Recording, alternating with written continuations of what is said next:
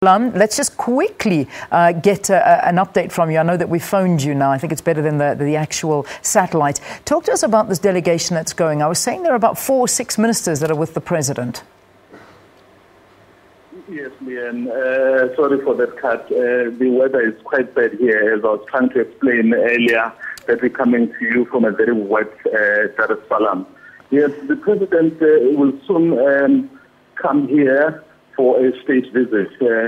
So a state visit is the highest part where the governments visit each other in terms of making sure that they strengthen relations. So President Zuma is coming with about 6 ministers. You know that Tanzania and South Africa have historically had a very good relations, but there is room for improvement, Leanne, when it comes to the economic cooperation, given the kind of support these countries gave each other during the struggle. So they feel that that is not really reciprocated in terms of the actual gains for the peoples of both countries. Nevertheless, we have about 150 companies from South Africa that are based here, and they're going to try and see what else the Tanzanians can do for South Africa and what is it that South Africa can do more for Tanzania. When was the last time South Africa and Tanzania had such a high-level delegation meeting like this on a, as you say, a state visit? What normally happens, Leanne, is that the engagement between these two countries continues on a regular basis. But what has been happening is that in 2011 they signed an agreement to elevate the relations to a BNC. BNC is a binational commission. So that one is chaired by the principals, meaning the presidents of both countries.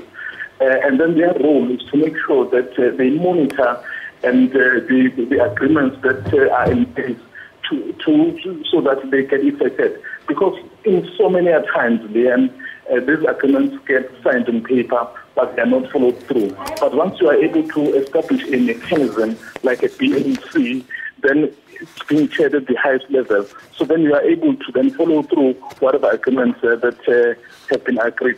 Like this one was signed in 2011, but it hasn't got off the ground in real terms. So what they are going to do here is that they're going to make sure that they actualize it. Yeah.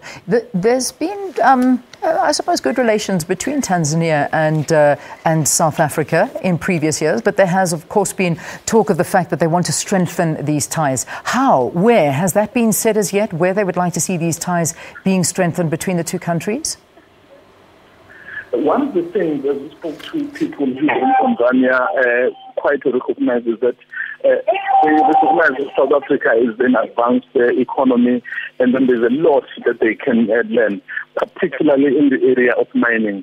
There is a lot of mining opportunities that are here in Tanzania, and a country like South Africa, which has vast expertise in this area, could come in handy and assist Tanzania. And on the other hand, Tanzania also has a very youthful population, and the unemployment here is quite low, and there's a lot of lesson that South Africa needs to take to make sure that it absorbs its youth. We have a problem there back home of high unemployment, particularly the youth, and those are some of the lessons that can be shared. Yes, in Tanzania, some of the work is mainly informal, but you know, by sharing experiences and sharing notes, you'll be able to come up with that which will best serve both countries. All right, we'll leave it there. Mzwai Mbeje, he's coming to us live from Dar-es-Salaam. He's following the president on his state visit, along with 6 other ministers, to Tanzania to try and strengthen the trade relations between the two countries. Specific focus, of course, on mining. It's 8 o'clock.